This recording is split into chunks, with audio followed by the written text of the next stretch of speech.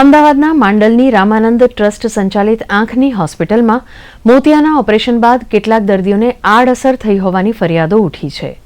આ અંગેની જાણકારી મળતા રાજ્યનું આરોગ્ય વિભાગ હરકતમાં આવ્યું છે.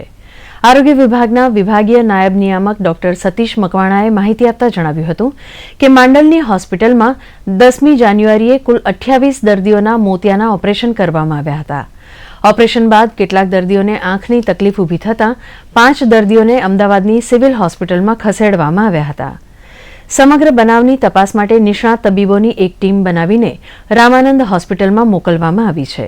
હાલમાં હોસ્પિટલમાં નવી સૂચના ન મળે ત્યાં સુધી આંખના ઓપરેશનની કામગીરી સ્થગિત કરવામાં આવી છે.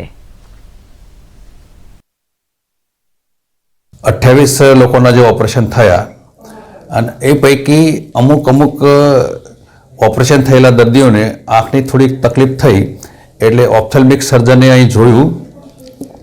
ત્યાર પછી જે 5 લોકોને વધુ તકલીફ હતી એ લોકોને અમદાવાદ M&J ઓપ્થેલ્મિક ઇન્સ્ટિટ્યૂટ ખાતે રિફર કરવામાં આવેલ છે.